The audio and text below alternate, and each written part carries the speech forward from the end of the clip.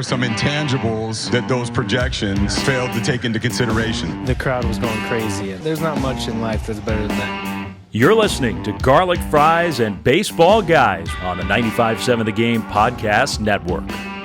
Hello there. Welcome back to the Garlic Fries and Baseball Guys podcast. Sam Loveman here with Joe Shasky, as always, here for episode 73 of the podcast. 73, Shasky. Did you know that Patrick Bailey has struck out 73 times this season? No, I thought you were going to go Barry Bonds 73. Barry Bonds at 73 was pretty cool, but I'm going to go with Patrick Bailey 73 because he did not strike out in the bottom of the fifth inning last night against the Braves, had a bases clearing double. So it was the Giants' first, 3-run double or something since the beginning of the season or some ridiculous long time ago moment like that. But he did not get that. He got the double last night, put the Giants up 6-3. And it seems like the Giants' official slogan this year is nothing like it. But I feel like the unofficial slogan has to be thank God for Patrick Bailey. Because how many times are we starting off this podcast talking about something that Patrick Bailey did that basically saved our mood from the past week? Yeah, there's no doubt about it. I mean, Patrick Bailey, if we were looking at one thing to point to in terms of optimism, just in the regime, in where we're at, what they can build with moving forward, it has to be number 14, Patrick Bailey.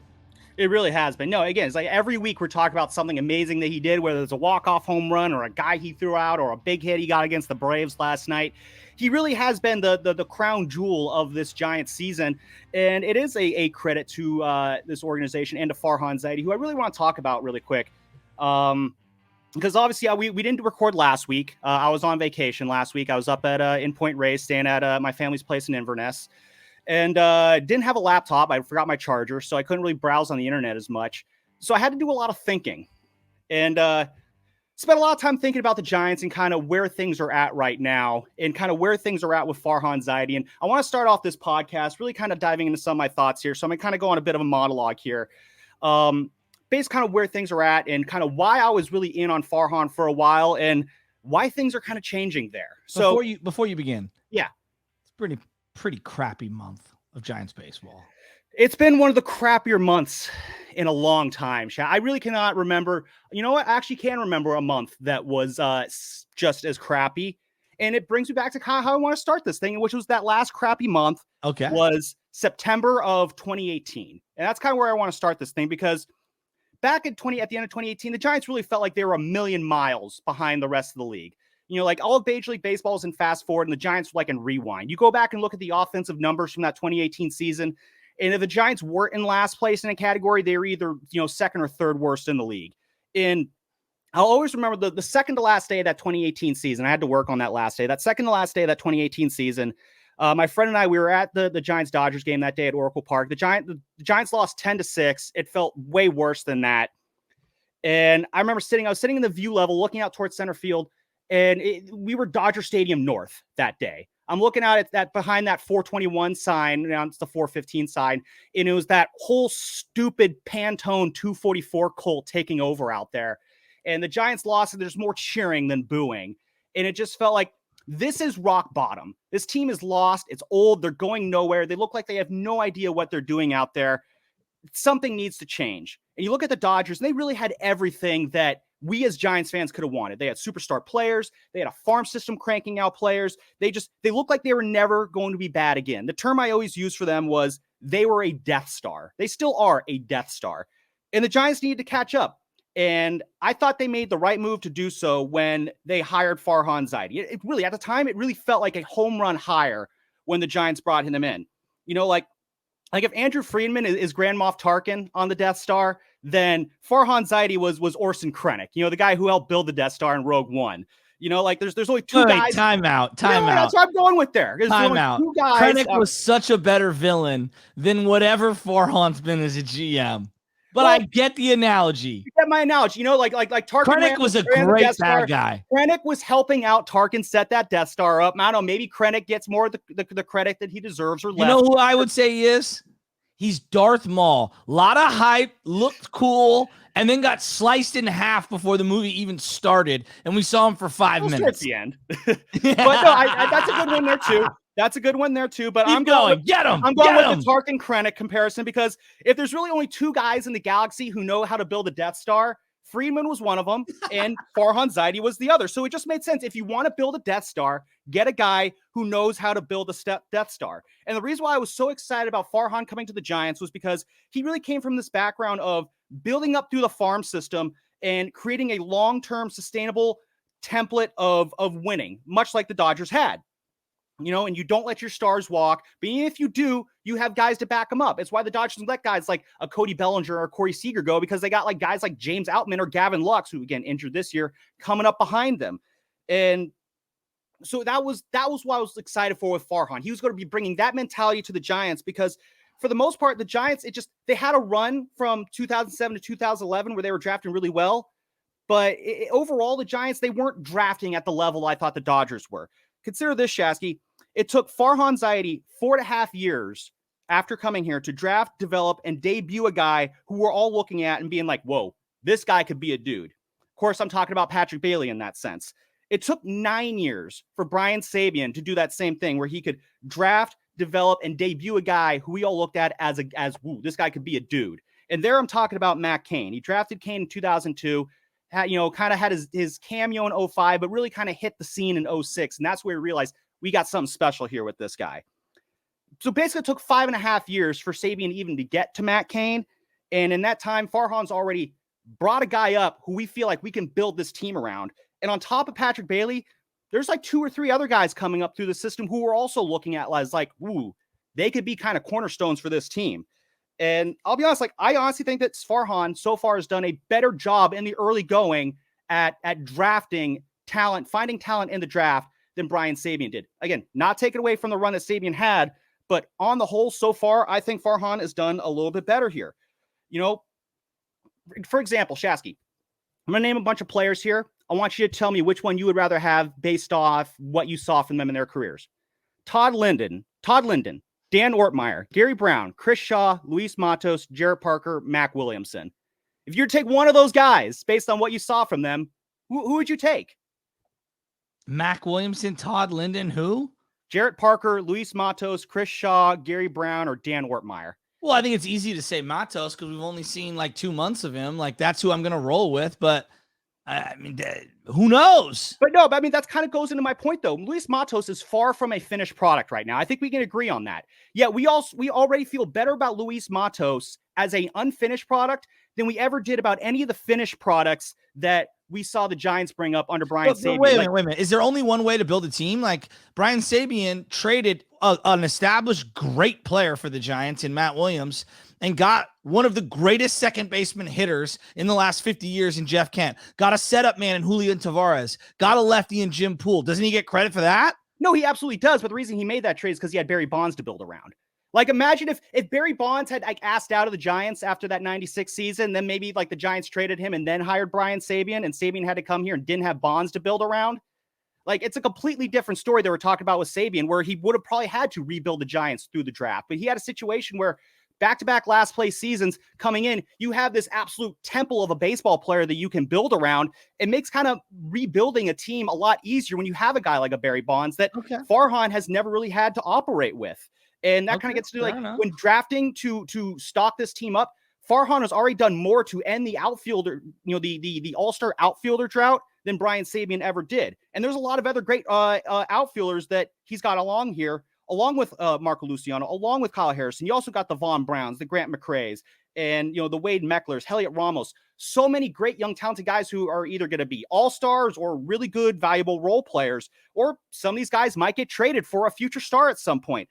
The fact of the matter is, the Giants look like an organization that is well positioned to find, draft, develop, and debut talent and have a roster full of homegrown players for quite a while.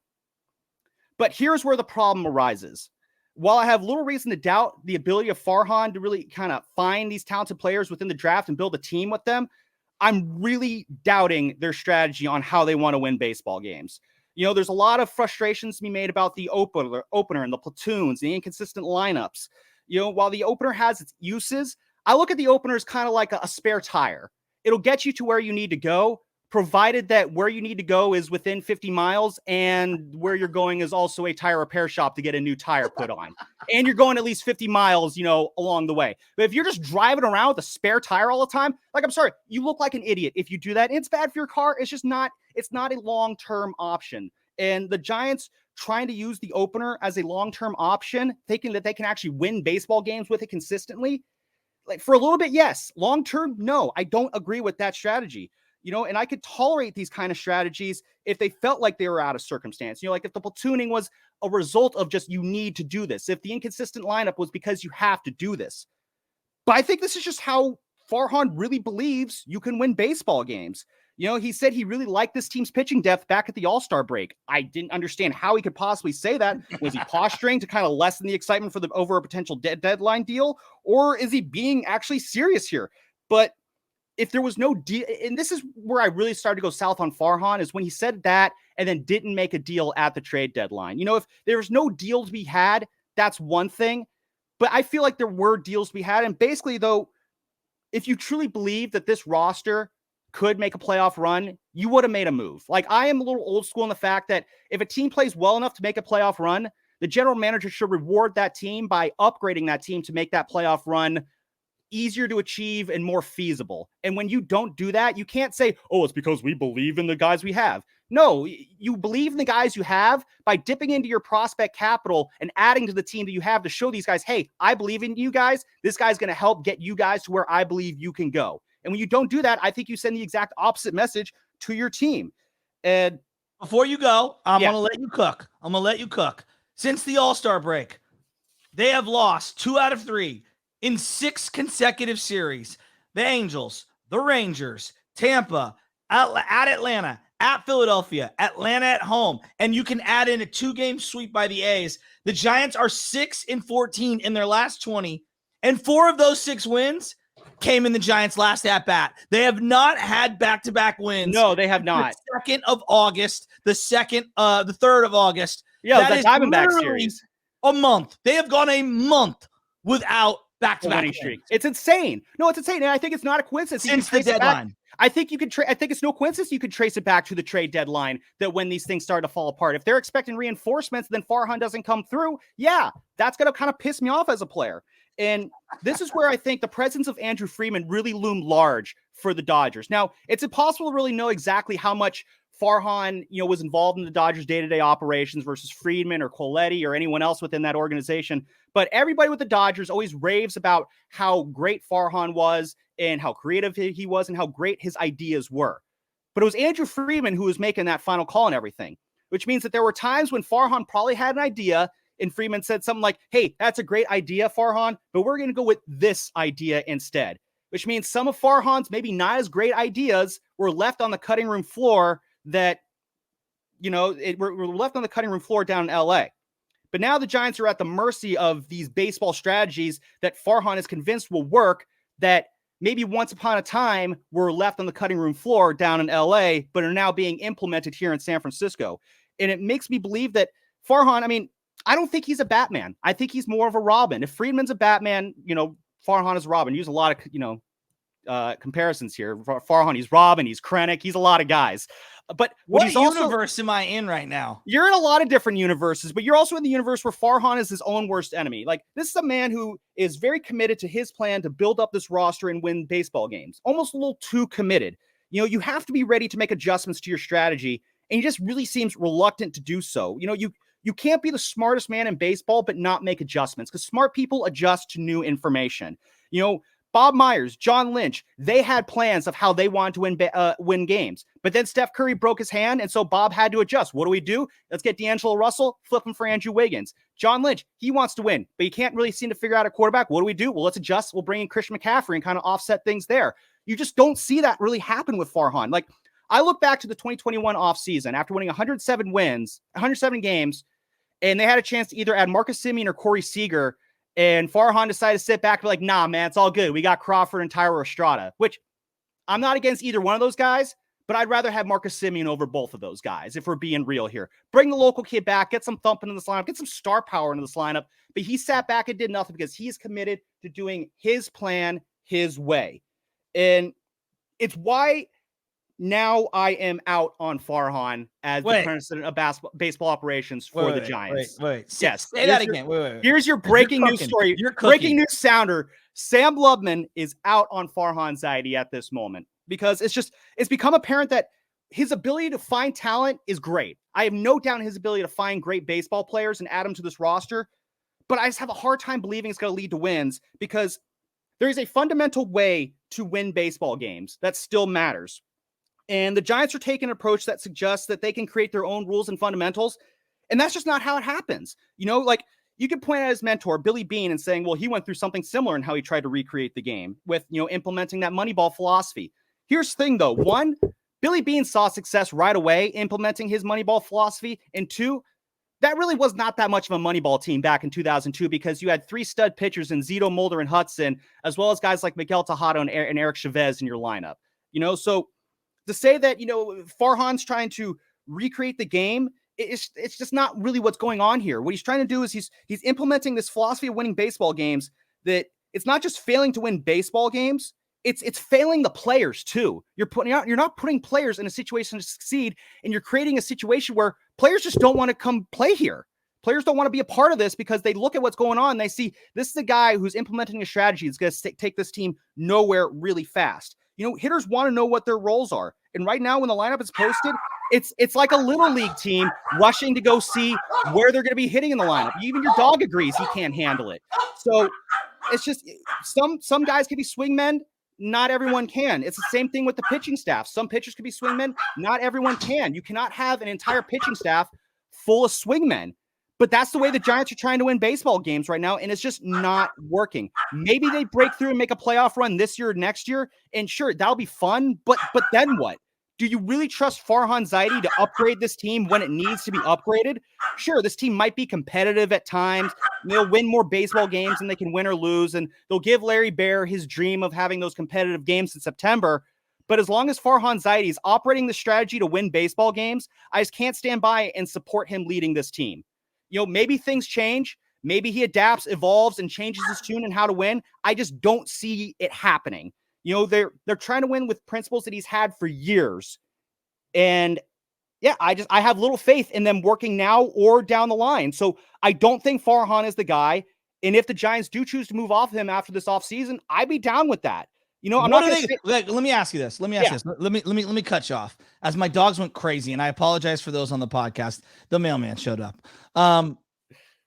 Boil it down to one thing. What's the most frustrating part of the Farhan Zaidi experience in San Francisco for you? The thing that maybe you overrated heading into it, or you expect would be farther along? Like is it a strategy that what's your number one frustration? To me, it's the wasted promise. Like when he got here, we talked about this a few weeks ago. Like when Farhan came here, it felt like this is the birth of a new era of Giants baseball. Like it felt like the Giants were accepting that they were behind the times and needed to catch up with the rest of the league. Now, I know you have your qualms with data in baseball, but data is here to stay. People are going to be using data and analytics to make baseball decisions. But there's a line. And whereas if the Giants maybe weren't too analytically focused under Sabian, Evans, and Bochy, it's almost like they try to overcorrect with Farhan and Kapler. And it's almost like now they're too analytically driven and they've lost their feel of the game. Like that's the thing. It's the disappointment of you have guys so smart yet so clueless at the same time. Last week's a great example. Wade Meckler is just, and look, he's played a lot better the last week or so. But last week, he's ice cold. I mean, I'm talking ice cold. And then coming out of the Atlanta series, you bring back up Matos after he's been gone for a week down in AAA. He goes 2 for 5 with a home run and looks good and puts together 5 good at-bats. You think he's in the lineup the next day? And that's the kind of nonsense that little bits here and there, that's fine. But when it's all the time, though, it's getting to the point where it's just where the players are just, it feels like they've had enough. I'm at the Atlanta series this weekend, and I'm watching a team that's going through the motions. I'm watching Tyler Estrada swing first pitch popping up. I'm watching Jock Peterson half-ass his at-bats in the 9th inning. And then so I had to go into the Braves clubhouse and get sound for our Atlanta affiliate, 680 The Fan. And I'm listening to Brian Snitker talk. I'm like, this is a dude who has such a great feel for his team and what his team can do. On Saturday, post-game, we're talking to Austin Riley, and he's talking about how guys are holding each other accountable, really pushing each other, and how, when the team like the Giants uses the opener, they just focus on their own strengths instead of worrying about what the Giants are doing. You don't see any of that in the Giants clubhouse. You don't see any, I don't feel like Gabe Kapler really has a feel for this club anymore. And I honestly, I resisted this theory last year, but I'm kind of falling into it this year. I feel like Gabe Kapler's lost his clubhouse.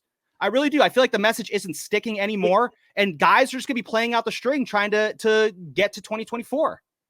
It sure feels like he's defeated in these post-game interviews. He really is. Yeah. I mean, I actually feel for Kapler. I don't think that I don't think he's the fall guy. I mean, I think he's being set up to be the fall guy. I don't think he's the reason why this team is underperforming as it is right now. To me, the bigger issue is the roster.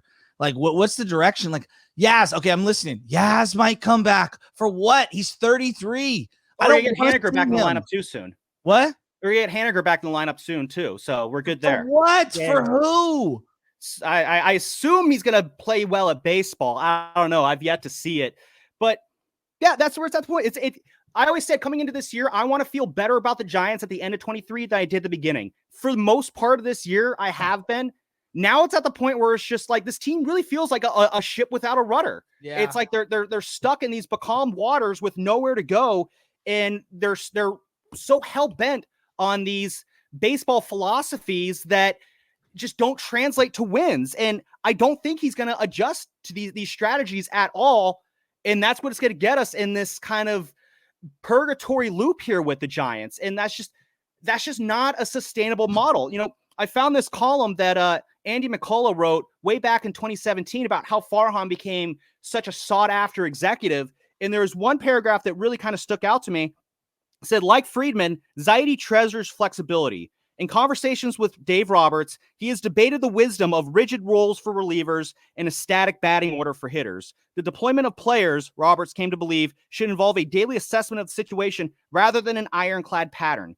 This is back in March of 2017 that this was written about Farhan. This is how he's always felt about baseball. And these are some of the ideas that are by rejection. So this is one of, and you got mad at me when I brought this up. When you haven't played at any level, I don't think you understand the emotional and psychological toll. Would you stop it? God, my dogs are driving me nuts. Knowing that you're going to bat third and play right field every day means something. Knowing that you're the seventh hitter and the second baseman every single day means something. And there's something to be said for the psychological stability that provides. Knowing that, hey, even if I go 0 for 4 today, I know tomorrow I'm going to be in the lineup no matter what. Not the, here comes a righty looking over my shoulder. It's not a sustainable model. No, you're right. And it's really, I'm telling you, dude, the game is played by humans. And I feel like we're reverting back to old school baseball. Look at who's at the top of every division. Texas, Houston, Philly, Atlanta. Like Atlanta, old school principles. You really are seeing. And what I think kind of what happened was, at the end of 2018, I mean, everyone was hitting home runs in 2018. You look around the league, everyone had like 3, 4 20 home run guys. And the 2018 Giants were led by Evan Longoria, 16 home runs. So, I mean, everyone was doing something different. Now, I know the ball was juiced back in 2018. Home runs were a lot easier. Launch angle was big. It felt like the Giants were trying to catch up to that and kind of get into that long ball ethos. But now you're seeing the league it's shifting back to more of a putting the ball in play, less focus on power. And it's like the Giants finally catch up to the rest of the league is doing, only to see that the league is basically kind of regressing back to what the Giants were kind of doing when Bruce Bochy was here. Yeah, it's kind of ironic in a sense and unfortunate, but this is where you need to see Farhan make those adjustments. And based on what I've been reading and seeing, the guy, he seems so hell-bent on proving everybody right that his way works, that you're going to drive this team into the ground to do it. It's just, you want to, burn down the city just so you could rule over the ashes, just to show that you were right. And it's like, no, that's not how you win baseball games. And this is why this fan base, and now me, is completely out on Farhan Zaidi right now. Wow. I'm like shocked. So which direction are we going in? I really don't know what the direction is right now for this team, because I do think that a playoff appearance is still theoretically possible. Legally, you can say they are in the playoff hunt right now. I do think they'll still win more games than they lose this year, because again, there's still talent on this roster. It's just being utilized poorly. So that talent's going to help you win games. It's almost like a battle of talent versus strategy. I think the Giants are going to extend Kapler and Farhan, and we're going to have to go through 4 more years of this nonsense. or they're just going to get fired after next year, because this is not sustainable. The only thing I'll allow for, and this is why I'm not going to call for Farhan to be fired. One, because I don't think it matters anything. I know Larry Bear is a passionate listener to this podcast, but he's not going to be saying, oh, well, if I've lost Sam Lubman, then I've lost everybody. Like that's not going to do anything. But I do want to allow for the miracle that Farhan Zaidi, after the season, looks in the mirror and says, I need to change. And if that happens, then I think there's hope. If it doesn't, I think next year, or at the end of next year, we're wondering who the next president of baseball of operations is for the Giants. I think it's very unlikely he gets fired this offseason.